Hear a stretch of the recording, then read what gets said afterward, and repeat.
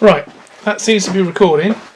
Don't know whether this is going to work, but what we have here is 10 virgin couplings ready for their magnets.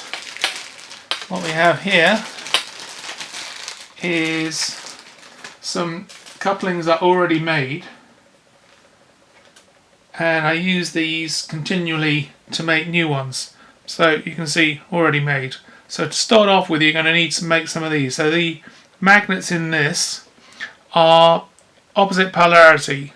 So when you connect a coupling to them, you can see there they connect fine and they are all exactly the same. So what I do is make a load of those. That's the most manual effort to begin with. And I set them up. So I've got rows of 2 rows of 5. If I can find the right ones. Okay, here we go. On a sheet of paper, and I'll show you why the sheet of paper in a minute, because I've made about 150 sets of 5 of these, if not more, and quite a lot for myself as well, and so I made hundreds.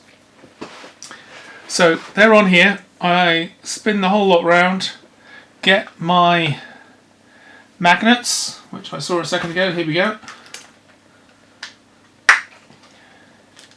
And that's what I meant by a row of them. There's a whole load of them in a row. That's generally how they come anyway. Then I offer up one of these to the magnets, and you'll see it gets attracted to one of them. The top one is getting repelled away from the bottom one it gets attracted to. So what I do, put my thumbnail in there, just leave one of them on and just go through, because now I know it's the bottom one on every single one.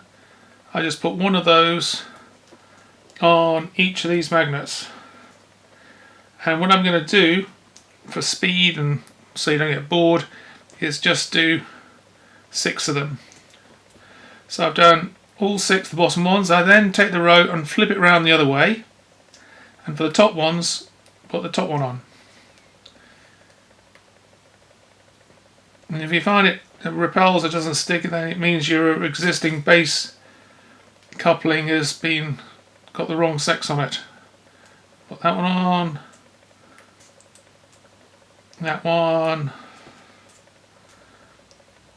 Again, just putting my thumbnail between them and it pops on, no problem at all.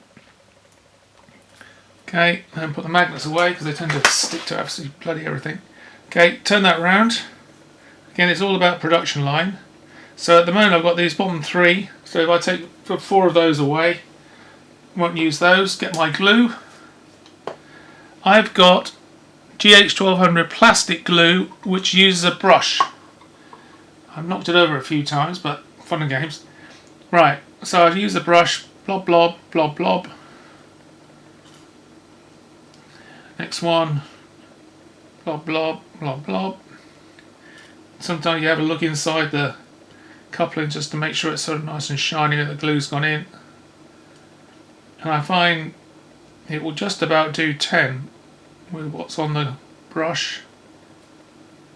That's 4.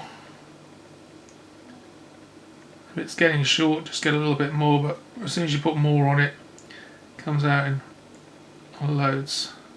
But you can see the sort of shiny glue in there. Right, okay, that's all of those done. Now the key thing is taking those now with 2 magnets sticking out of it. Obviously the original 2 are well stuck in. Then you push the 2 together, making sure that the 2 are the same orientation. Push the 2 together and then slide them apart, otherwise the new magnets tend to come out. And then I've got a sheet of glass here and I push them down, and that's that one done. Put that back, do the next one. So push together, slide apart, push them down, make sure they're fully in. Next one, push together, slide apart, bam bam. Very important is once you've got them pushed together, ready to go, is you leave them for at least 5 minutes. And I leave them on either the glass or I've got a board next to me, and you'll find you'll get super glue vapor next to them, or at least I do with my glue. And that's kind of white chalky stuff. You can see some of it on the table here. And the final one, boom, boom, and squash them in, and that is it. That's my magnets done. Spin that round, more magnets on, new ones out, off we go again. Okay?